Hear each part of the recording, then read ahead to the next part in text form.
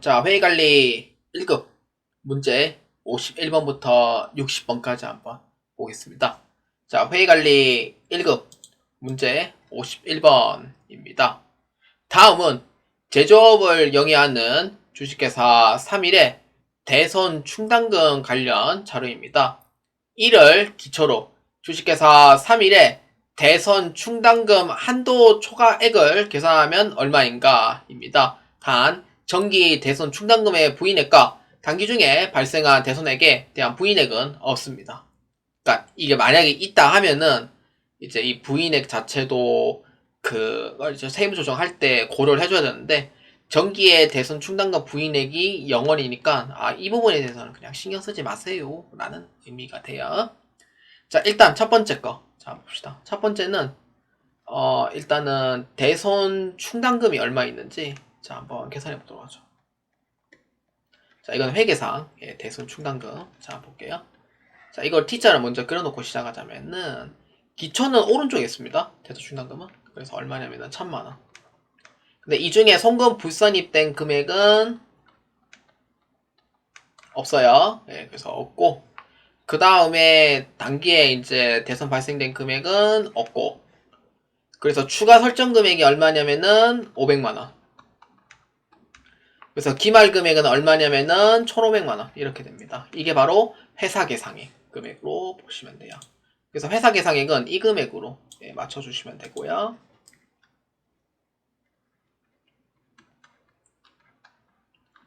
선생님 원래는 추가 금액 넣어야 되는 거 아니에요? 맞는데 기말 금액으로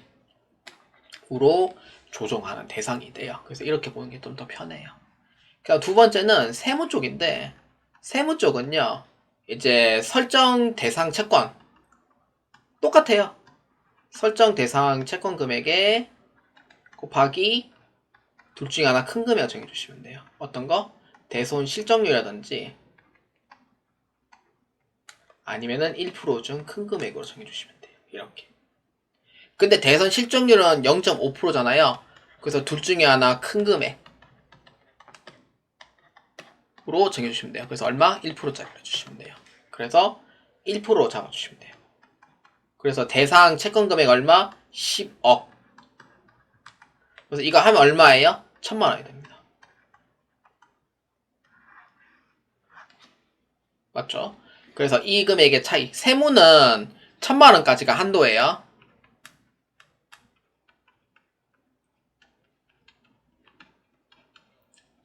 근데 이제 회계 쪽은 얼마예요? 1500만원이죠.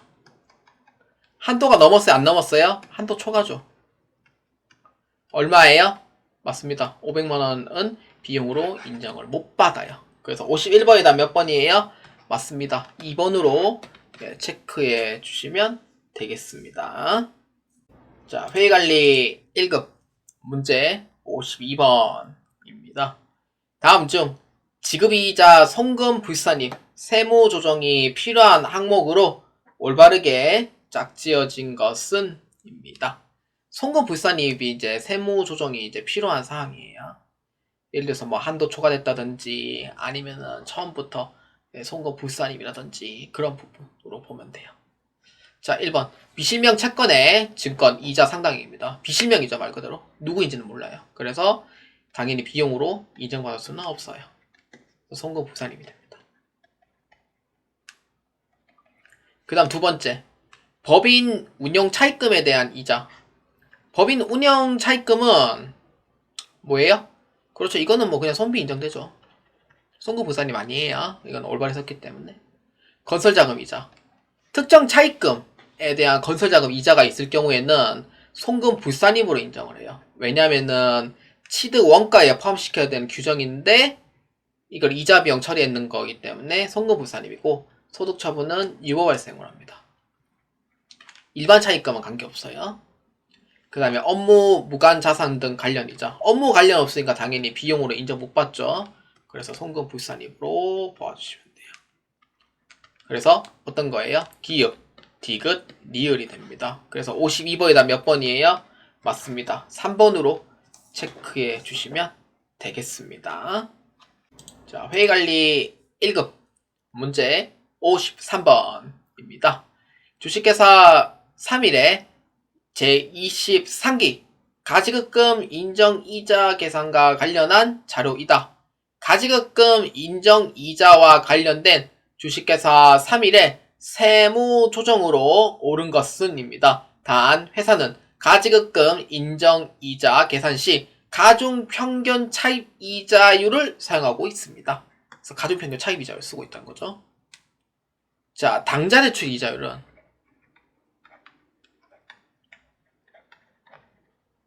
4.6%예요. 그래서 대부분 이걸 많이 써요. 당좌대출 이자율. 근데 가중평균이라고 하면은 이건 이제 차입금액에서 이제 이자율만큼 해가지고 이제 이렇게 해서 해가지고 나중에 이렇게 해서 이제 총 잔액 해가지고 나누어서 이제 평균 퍼센테이지를 이렇게 해서 결정을 하는 게 가중평균 차입 이자율이에요. 근데 문제에서는 가중평균 차입 이자율은 3%라고 지금 되어 있는 상태고요. 적수도 지금 나와 있는 상태예요. 그렇기 때문에 산식은 단 것 같습니다. 산식은 가지급금하고 같은 사람인 경우 가수금의 적수를 이렇게 해서 가져 빼고요. 그래서 곱하기 365분의 1만큼 잡아줍니다. 근데 만약에 6년인 경우는 366일이고요. 곱하기 이자율만큼 적용합니다. 그러니까 당좌대출 이자율, 그 다음에 가중평균 차입 이자율 중에 선택하시면 되고 가장 유리한 쪽은 이자율이 적은 쪽으로 선택을 해야 되는 거죠. 그래서 이제 이 금액이 나올 건데 여기에서 실제로 이제 이자 수익으로 입금된 금액은 빼줍니다. 그래서 나머지 차익만큼 가지급금 인정이자인 송금부사님으로 처리하시면 돼요. 또는 입금사님. 이렇게 해서 처리를 합니다. 그 산식은 이제 이렇게만 아시면은 크게 어렵진 않은데 산식을 몰라서 많이들 틀리거든요. 그래서 어렵진 않습니다. 그래서 문제는 다 주어져 있어요. 내가 계산하고 그런 형태의 제형관리상 문제가 아니고 금액도 다 주어져 있고 이자율 다 주어져 있고 이자 수익 다 주어져 있으니까 그것을 통해서 어떻게 하면 돼요? 맞아요. 계산만 정확하게 할 줄 알면은 찾는다는 문제 없는 거죠. 그래서 회의관리 1급은 모든 금액을 다 줘요. 근데 자네가 이 산식을 적용할 줄 아냐 모르냐 그거에 대해서 물어보는 게 세무회계 쪽입니다. 재경관리사는 모든 과정에 대해서 알아야 되는 문제라면 회계관리 1급에 나오는 세무회계는 금액을 다 주고 그거에 따른 산식을 이제 결정할 줄 아냐 모르냐 그거에 대해서 물어보는 게 주로 추측이 돼요. 그래서 산식 모르면은 이 문제는 풀 수 없는 구조로 되어 있기 때문에 그래서 산식만 정확히 아시면은 어렵지 않게 하실 수가 있습니다. 이해되시죠? 여기에서 이제 나누기 365분의 1 잡아줍니다. 그래서 1000만원이고 하루당 그래서 이자율은 얼마냐면은 0.03 30만원이 되죠. 거기서 이자 수익 5만원은 회사에서 받았고요. 대표이사로부터 받았고요. 죄송합니다. 얼마예요? 25만원의 입금 산입이 되는 겁니다. 53번이 다음 몇 번? 맞습니다. 2번으로 체크해 주시면 되겠습니다. 자, 회의관리 1급 문제 54번입니다. 다음 법인세 가표 계산을 위한 양식에서 기억에 들어갈 항목으로 옳지 않은 것은 입니다. 자, 볼까요? 자, 첫 번째 거 기억 한번 봅시다. 뭐예요? 각 사업연도 소득에서 그렇죠. 뭐예요? 2월 결손금은 빼는 거예요. 그래서 2월 결손금도 포함되어 있는 거 맞아요. 세 가지죠. 그 다음 뭐예요? 소득공제, 비과세 소득, 이 세 가지죠. 그래서 이에 옳지 않은 거 몇 번이에요? 맞습니다. 원천 납부세액이 됩니다. 이거는 이제 기납부세액, 결정세액 밑에 있는 기납부세액에 해당이 돼요. 그래서 옳지 않습니다. 그래서 답은 3번이 되겠습니다. 자, 회의관리 1급 문제 55번입니다. 다음 자료를 기초로 중소기업인 주식회사 3일에 제23기 법인세 산출세액을 계산한 것으로 옳은 것은 입니다. 자, 여러분들 그 법인세 계산 구조를 아셔야 되는 문제예요. 그래서 이건 당기순이익부터 시작을 하죠. 그래서 플러스 마이너스 세무조정이 들어갑니다. 세무조정은 입금 산입, 그 다음에 송금 산입 이렇게 들어가죠. 그 다음에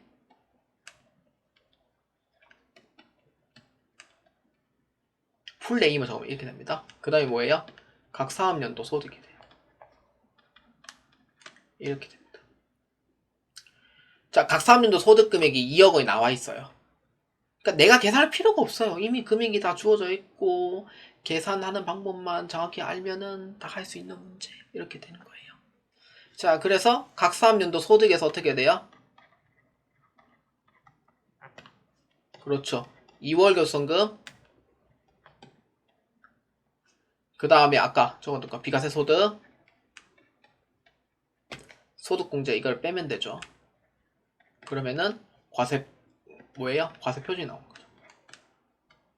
이렇게 어디까지 찾아야 돼요? 세율까지 찾아야 되는 거죠. 그래서 과세 표준에서 산출세액 세율만큼 곱하면은 산출세액이 나와요. 여기까지입니다. 예, 산식은 이거를 알고 계셔야 되는 내용이에요. 자, 그래서 비과세 소득 빼주고 그리고 2월 결손금인데 15기와 16기거든요. 15기와 16기라고 하면은 2015년인가 2016년인데 2009년 이후부터는 10년이고요. 2월 기간이. 그 다음에 2019년도 12월 말, 그러니까 2020년부터죠. 2020년부터는 15년으로 변경이 됐죠. 그래서 둘 다 해당이 돼야 안 돼요? 해당이 돼요. 그래서 15기는 아직 10년 안 지났고 16기는 15년이 아직 더 덜 됐고 그래서 둘 다 합치면 얼마? 3천만원 빼주면 돼요. 그래서 얼마? 5천만원이 돼요. 그래서 얼마? 과세 표준은 1억 5천만원이 되죠. 2억 원 이하에 적용되는 법인세율은 9%입니다. 그래서 9% 이렇게 해주면 돼요. 그러면은 산출세액이 얼마 있는지 이제 나오는 거예요.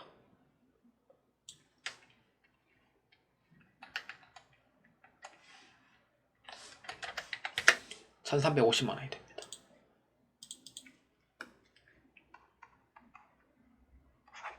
그래서 이에 대한 정답 몇 번? 1번으로 체크해 주시면 되겠습니다. 자, 회계관리 1급 문제 56번입니다. 다음 중 법인세 신고 및 납부에 관한 설명으로 옳은 것입니다. 법인세 신고 납부 뭐 이제 각 사업연도 종료일로부터 3개월 이내에 신고를 하시면 됩니다. 아시죠? 그 다음 중간 예납은 이제 그 반기 지나서 2개월 이내입니다. 아시죠? 자, 1번 한번 봅시다. 내국 법인은 각 사업연도 소득에 대한 법인세를 사업연도 종료일로부터 6개월 이내에 신고해야 한다. 6개월이에요? 아니죠. 몇 개월? 3개월 이내에 신고해야 하는 거죠. 그래서 1번은 아닙니다. 그 다음에 2번. 각 사업연도 소득금액이 없거나 결손금이 있는 경우에도 신고 의무가 있다. 그러니까 세금 낼 거 없더라도, 소득이 없더라도, 왜냐하면 회사에 전속이 있는지 없는지도 확인하는 거고, 그 다음에 결손이니까 회사의 사업이 좀 안 좋았구나 라고 생각을 해서 신고는 무조건 해줘야 됩니다. 그래서 2번에 대한 얘기는 맞습니다. 있든 없든 무조건 신고해요. 그 다음 3번. 법인이 법정 신고 기한까지 법인세 가표를 신고하였으나 과세 표준을 과소 신고하는 경우 무신고 가산세가 적용된다. 신고했어요. 신고했는데 무신고 가산세가 어떻게 적용이 돼요? 안 되잖아요. 신고했다고 하면은 무신고가 아니고 뭐예요? 과소신고 가산세를 부과를 시켜야 되는 상황이죠. 무신고는 신고 아예 안 한 거예요. 신고했는데 잘못된 거니까 과소신고 가산세가 부과가 된다. 이렇게 적어주셔야 됩니다. 그 다음 4번. 납부할 법인 세액이 1천만원을 초과하는 때에는 납부기한이 경과한 날로부터 2개월, 중소기업 4개월입니다. 법인세를 분납할 수 있다. 말이 안 되죠. 원래 원칙은 1개월이고요. 중소기업이 2개월입니다. 이걸로 더블로 만들면 안 되죠. 그렇기 때문에 4번도 아니다. 그래서 이에 옳은 건 몇 번? 2번으로 체크해 주시면 되겠습니다. 자, 회의관리 1급 문제 57번입니다. 다음 중 소득세법상 과세기간에 관한 설명으로 옳지 않은 것은 입니다. 자, 이 문제는 약 68번에서 69번까지는 소득세법에 대한 문제입니다. 자, 볼까요? 과세기간. 소득세 과세기간은 무조건 1월 1일부터 12월 말까지예요. 예외 규정은 있어요. 어떤 거냐면은 출국을 했다. 나는 한국을 떠나 다른 나라로 이민 갈 겁니다. 라고 했을 때 이 출국 언제예요? 1월 1일부터 출국일까지. 이제 이 사람은 이제 순간 외국인이 되는 거죠. 이제 그 다음에 사망했다. 라고 했을 때 언제예요? 1월 1일부터 사망일까지. 자, 이건 예외 두 가지가 있습니다. 자, 1번 한번 봅시다. 소득세법상 과세기간은 매년 1월 1일부터 12월 31일까지 1년이다. 맞아요? 틀려요? 맞죠. 그 다음 2번.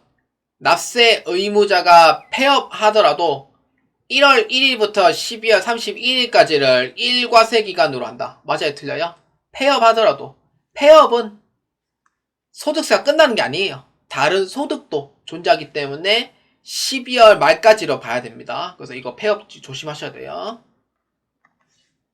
그 다음 3번. 개인 사업자는 1년을 초과하지 않는 범위 내에서 과세기간은 자유롭게 정할 수 있다. 안 되죠. 예외 규정이 없기 때문에 이거는 내가 마음대로 정하고 그걸 할 수가 없어요. 3번 틀렸습니다. 4번. 납세 의무자가 사망하는 경우 1월 1일부터 사망일까지를 일과세기간을 한다. 맞죠? 아까 제가 예외사항 중에 적어놨다시피. 자, 예외사항 중에 적어놨습니다. 그래서 4번은 맞아요. 그래서 이에 틀린 건 몇 번? 3번으로 체크해 주시면 되겠습니다. 자, 회의관리 1급 문제 58번입니다. 다음 중 소득세법상 거주자에 관한 설명으로 옳은 것입니다. 소득세법상 거주자는 183일 이상 이제 거주를 할 때 거주자로 취급을 하도록 돼 있어요. 자, 1번 한번 봅시다. 거주자는 국내 원천 소득에 대해서만 납세 의무를 진다. 아니죠. 거주자는 국내외 원천 소득에 대해서 납세 의무를 다 지도록 되어 있습니다. 그래서 1번 아닙니다. 그 다음 2번. 거소는 주소지 외의 장소로서 개인이 상당 기간에 걸쳐 거처하지만 상대적으로 주소와 같이 밀접한 생활관계가 형성되지 아니한 곳을 말한다. 그렇죠. 이제 주소지는 내가 사는 곳이고 거소지는 이제 뭐 잠시 어디를 거쳐서 이제 가는 곳이 맞는데 내용상은 맞아요. 그래서 2번에 대한 부분은 맞습니다. 3번. 국내 회사의 임직원이 국외 사업장으로 파견되는 경우 이들은 비거주자로 본다. 아니에요. 국외 사업장에 파견되더라도 가족들이 국내에 있잖아요. 그럼 이 사람은 내국인으로 봐요. 똑같이. 이런 특례가 있습니다. 그래서 3번은 아니고요. 4번. 외국 영주권을 가진 자로부터 1과세 기간 동안 며칠? 180일 아니죠. 얼마? 183일 이상 거소를 둔 개인에게는 해당한다. 그래서 3번을 틀렸죠. 날짜 틀렸어요. 그래서 이에 옳은 건 몇 번? 2번으로 체크해 주시면 되겠습니다. 자, 회의관리 1급 문제 59번입니다. 다음 중 소득세법상 이자 소득의 수입 시기에 관한 설명으로 옳지 않은 것입니다. 이건 책에 나와요. 자, 1번 보통예금의 이자 실제 지급일. 맞아요? 틀려요? 맞죠? 실제인데 내가 보통예금 이자를 받는 날 이렇게 보면 돼요. 이자 지급일. 저축성 보험의 보험 차익. 보험금 또는 환급금의 지급일 또는 중도 해지. 그러니까 저축성 보험의 보험 차익은 이제 해지하겠다 하는 의미가 되죠. 그에 따른 수익 부분입니다. 근데 10년 이상이면은 뭐예요? 비과세가 되죠. 그래서 이제 일반적인 경우에는 이렇게 됩니다. 3번 무기명 채권의 이자와 할인액. 무기명 채권은요 약정일이 아니에요. 그러니까 실제로 받은 날이에요, 이거는. 왜냐면은 기명이 안 돼 있으니까 언제 이렇게 지급한 날짜도 없어요. 기명이 아니니까. 기명이면은 약정액과 이자 지급이 맞는데 무기명이잖아요. 그래서 몰라요. 그래서 언제 받는 날로 보시면 돼요. 그래서 3번이 틀렸고요. 4번 비영업 대금의 이익은 실제 약정액한 이자 지급이다. 그래서 옳지 않은 건 몇 번? 3번으로 체크해 주시면 되겠습니다. 자, 회의관리 1급 문제 60번입니다. 다음 중 소득세법상 사업소득 금액과 법인세법상 사업연도 금액의 차이에 관한 설명으로 옳지 않은 것은 입니다. 사업소득에 대한 부분입니다. 그러니까 이게 약간 차이가 있어요. 개인하고 법인하고 좀 차이가 있기 때문에 그거에 대해서 비교하는 문제가 됩니다.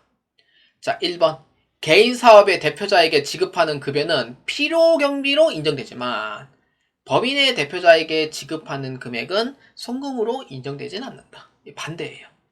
개인은 내 돈이기 때문에 필요경비 인정을 안 하지만 법인은 법인격에 의해서 모여진 단체다 보니까 대표자도 근로자로 봐요. 그래서 송금으로 인정이 됩니다. 그래서 1번은 아닙니다. 그 다음 2번 개인의 과세 소득은 원칙적으로 순자산 증가설에 입각하여 소득 범위를 정하고 있는데 법인의 과세 표준은 소득 원천설에 의하여 과세 소득 범위를 정하고 있다. 아니죠. 개인의 과세 소득은 순자산 증가설 아니에요. 유형물 포괄주의 아니죠. 뭐요? 열고주의니까 소득 원천설인 거예요. 반대로 돼 있죠. 법인세법은 권리의무 확정주의, 즉 그 유형별 포괄주의에 채택하고 있기 때문에 이거는 순자산 증가설이 돼요. 아닙니다. 3번 개인의 대표자는 퇴직급여 충당금 설정 대상인데 반하여 법인의 대표자는 퇴직급여 충당부채 설정이 아니다. 이거 반대죠. 퇴직급여 충당부채는 개인은 퇴직금이라는 것 자체가 없고 대표자는 근로자로 보기 때문에 퇴직금 설정이 있는 부분, 그러니까 반대로 돼 있죠. 틀렸습니다. 그래서 4번이 맞는 얘기가 돼요. 유형자산인 건물의 양도소득은 법인세법상 각 사업연도 소득금액에 포함되지만 소득세법상 사업소득금액에는 포함되지 않는다. 이 부분이 맞는 얘기가 됩니다. 그래서 이에 옳은 건 몇 번? 4번으로 체크해 주시면 되겠습니다.